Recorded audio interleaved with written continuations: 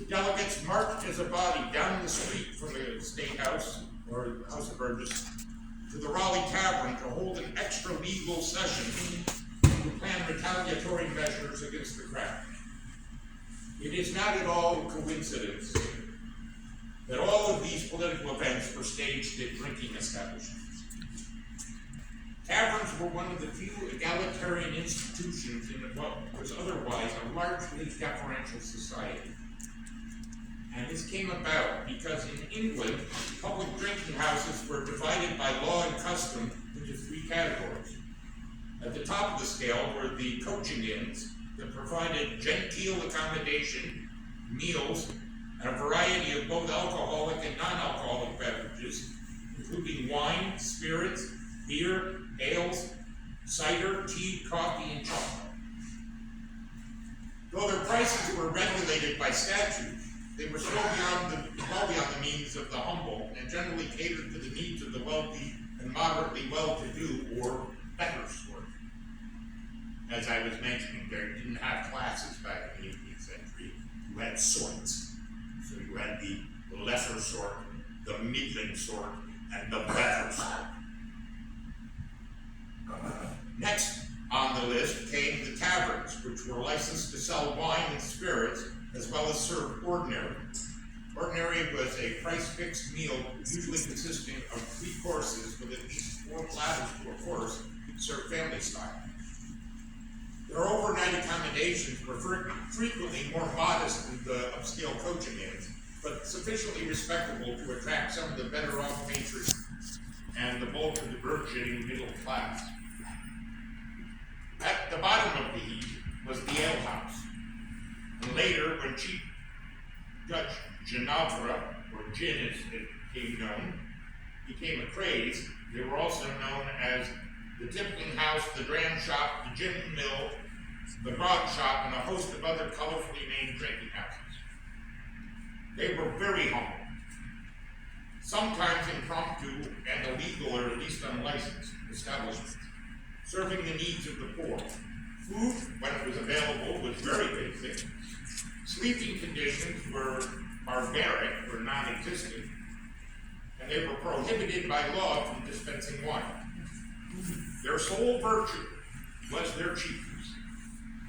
One gin shop, for instance, notoriously advertised, "Drunk for a penny, get drunk for 3 pence."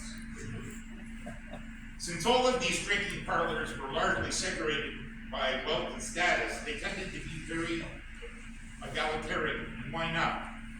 Everybody in the place was of the same social caste.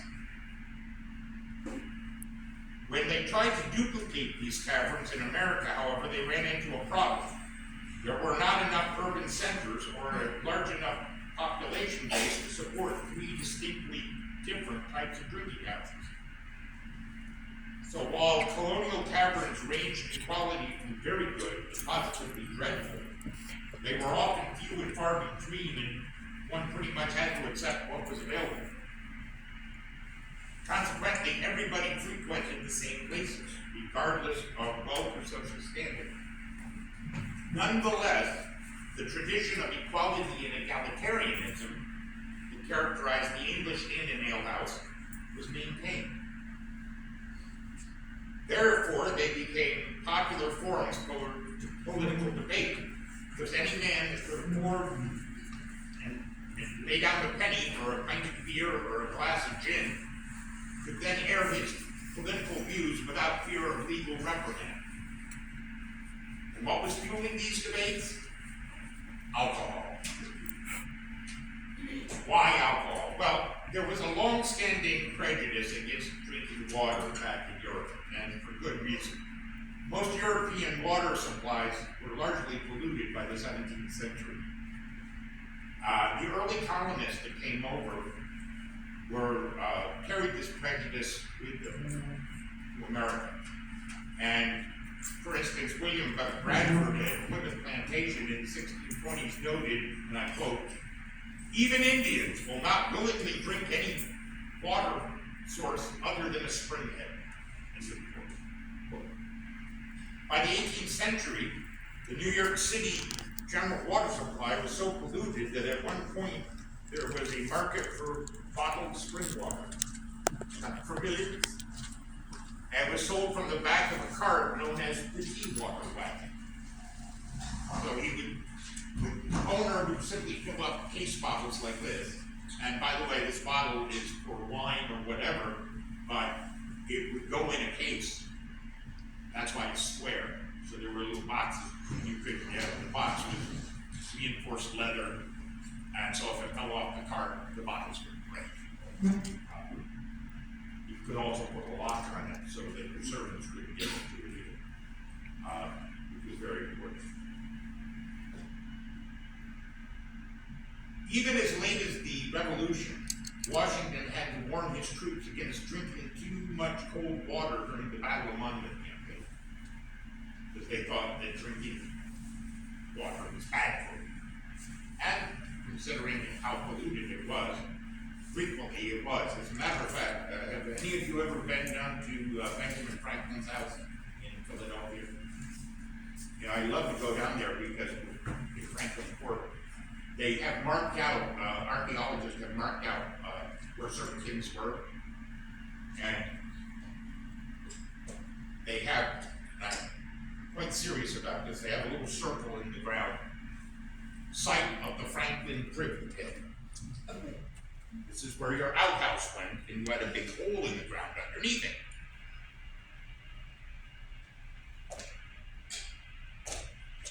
Site of the Reed Franklin water well. Yeah. Is it any wonder they thought drinking water was bad for your health, and why they had cholera?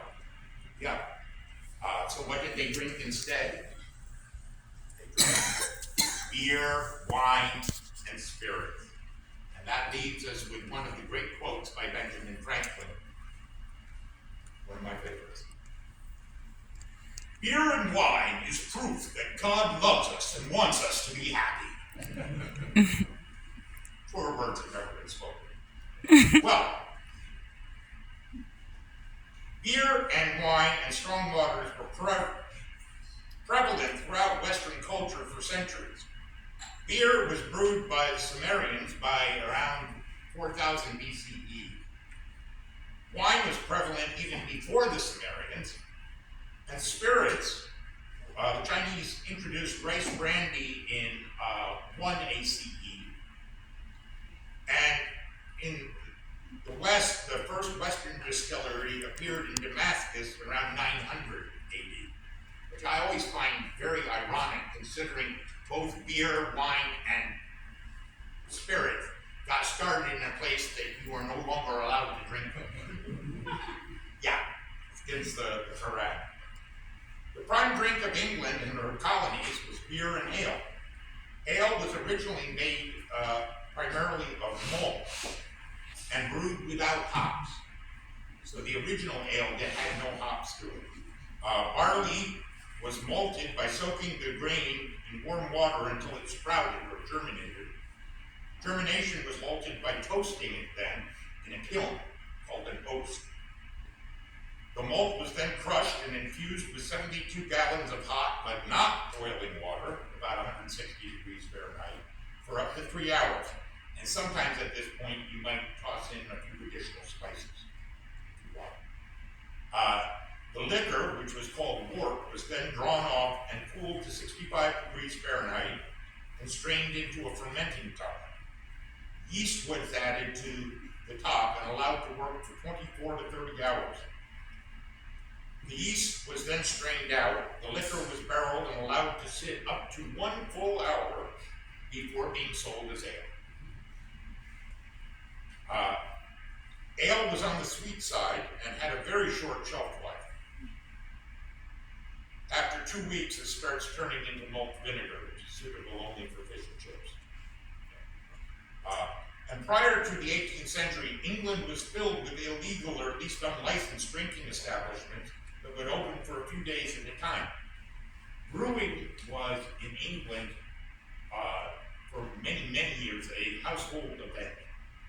And that's why you have the old expression, as she will brew, so shall she bake, because they're using the yeast, baking yeast, to brew beer with, and then they're using the brewer's yeast to bake with.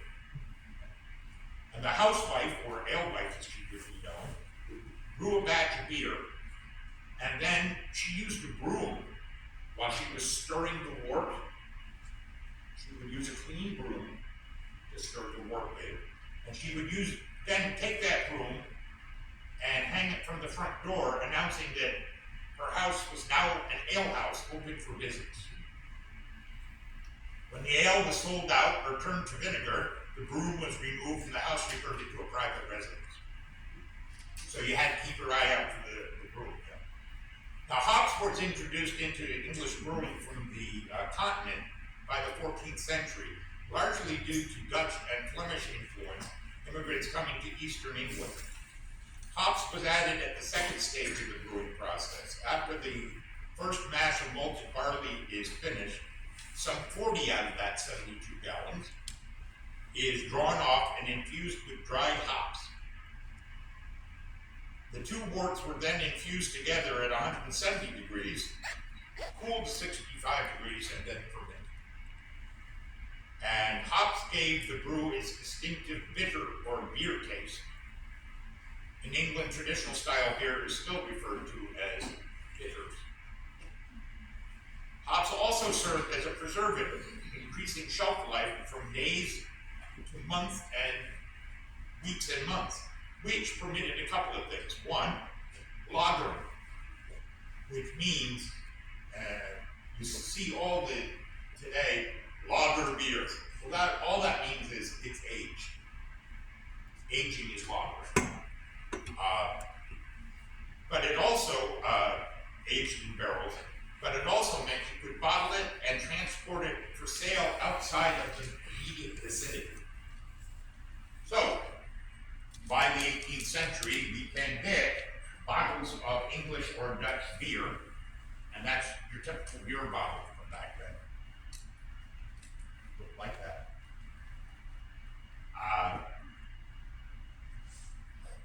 And that would be slightly, because it's imported, slightly more expensive than your typical locally brewed beer, which would sell for a penny. That might sell for as much as 4 pence.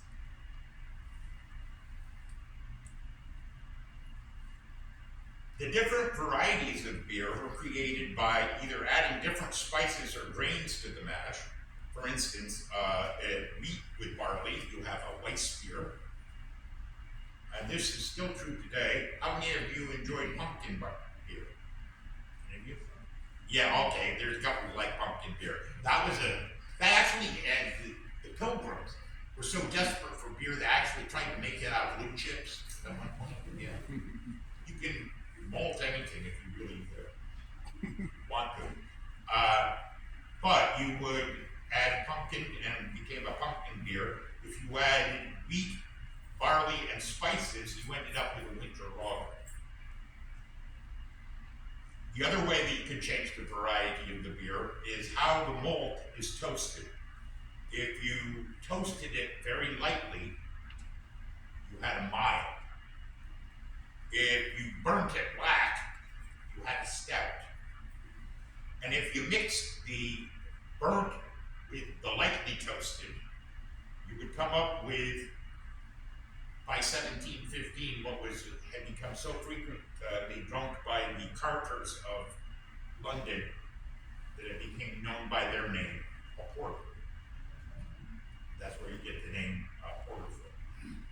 Now, originally this was domestic art, hence alewives and alehouses. It became a commercial industry in England by the 16th century. In America, this varied by region.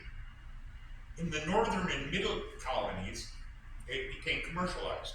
So in New York, for instance, or New Amsterdam, or even before, and I find this vastly amusing, Adrian Block and Hans Christensen opened the very first brewery we know of on Manhattan in 1612. This is only 4 years after Henry Hudson has sailed up and named it the Hudson River. 4 years later, Now, New Amsterdam doesn't get started until 1624. 12 years before there's a town, they've got a brewery. I mean, you gotta give the Dutch credit. They know their priorities here. But what is even funnier and more ironic, the reason that the Pilgrims settled up in what became Plymouth, Massachusetts, they had come over the northerly route. They had been delayed, so they came over the northerly route, and they saw Cape Cod, and they started to work their way down because they intended to settle where New York is. That was the northerly part of Virginia in 1620. But they were driven back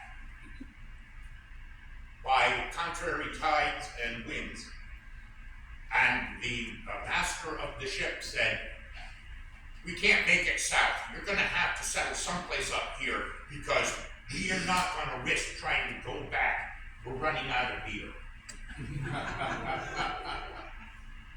Had they made it down to New York, Adrian Block would have sold them all the beer they needed. He already had the brewery there. It changed the course of history, you know, and after Thanksgiving.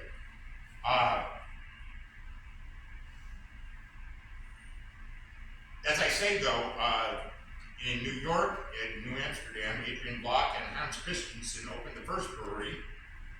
In Boston, in 1630, the first brewery opened in Charleston, just across the Charles River. In 1634, the first brewery license in the city limits was granted to Samuel Cole. In Rhode Island, 1639, Sergeant Walston opened a brewery in Providence. Here in New Jersey, in 1648, F. Kinnison opened up one in Hoboken. In Delaware, in 1660, Hendrick Kitt established in New Amstel, which is now Newcastle, a brewery.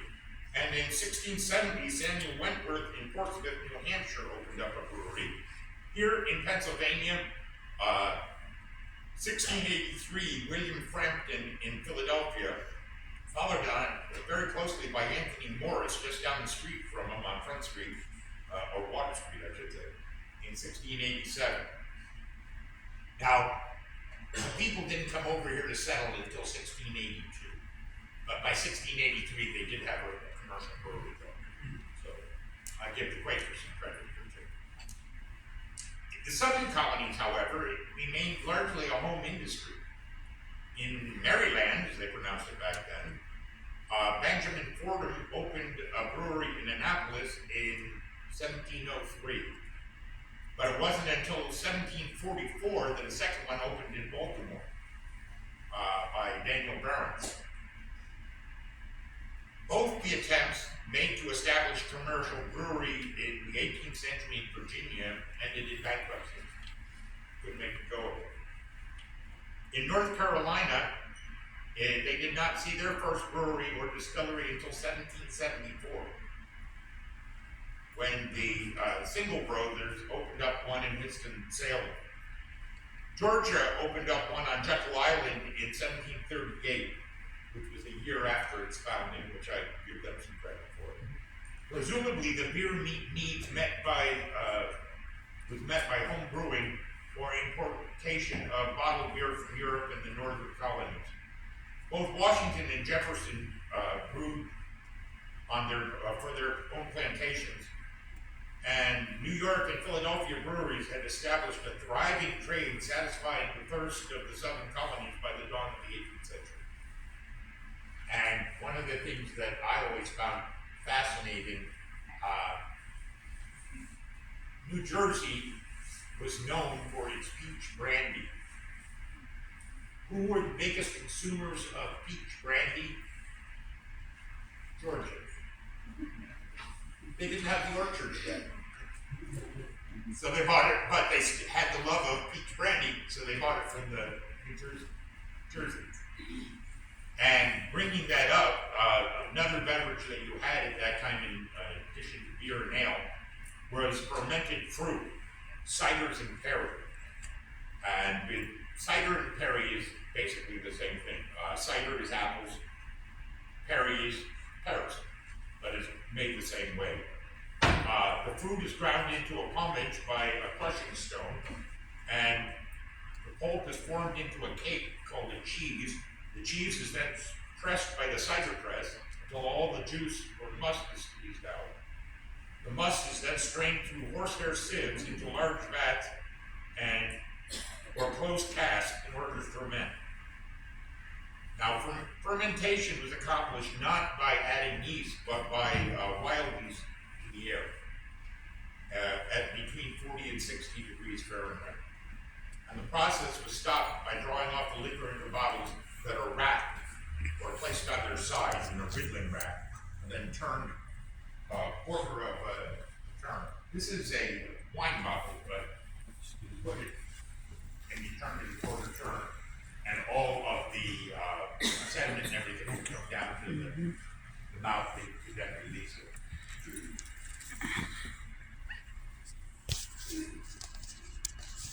And that is at a colder cellar temperature.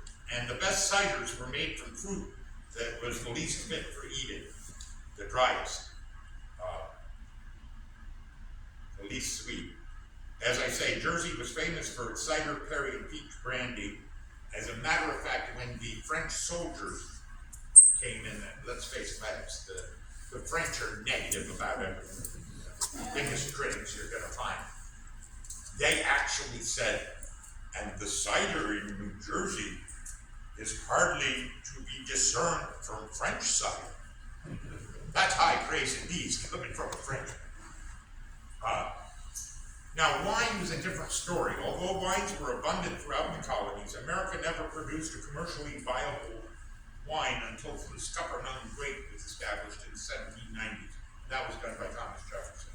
Have any of you ever had Scuppernong? It's a very sweet, almost tastes like a plum brandy, but it's a very sweet dessert wine. Virtually all grape wines were imported. And the most popular wines in the 18th century were Bordeaux and Burgundy, and Champagne from France. And they liked their champagne sweet. To give you an idea of how popular champagne was, and how the English especially couldn't live without it, I always found this vastly amusing. In 1777, the English decided they were going to split the colonies by a three-pronged attack. Henry Clinton was going to go north of the Hudson River. Barry St. Ledger was supposed to go east from Fort Oswego along the Mohawk River. And Gentleman Johnny Burgoyne was supposed to come down through Lake Champlain and meet them there at Albany. He never made it. He made it as far as Saratoga. And why? Because of his baggage train, which included, out there in the middle of the wilderness, 80 cases of champagne. Couldn't live without stuff. Other popular wines, Port and Madeira from Portugal, Madeira being particularly popular, Sack or sherry, and Canary wine, which was a sweet white wine similar to Madeira from Spain. Drinking wine was the custom of the elite, and often done as a form of conspicuous consumption because of the expense.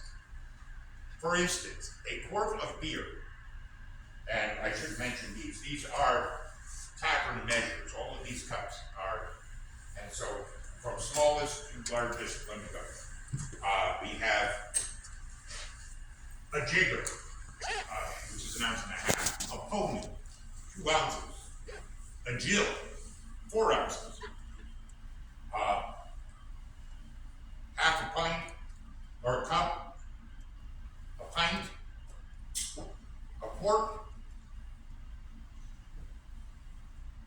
and a pot. This is 2 quarts. So, this much beer costs you a penny. This much beer costs you 2 pence.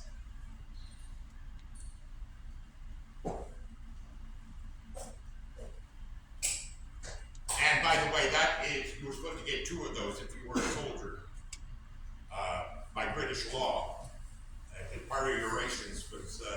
2 quarts of strong beer or hard cider every day to drink.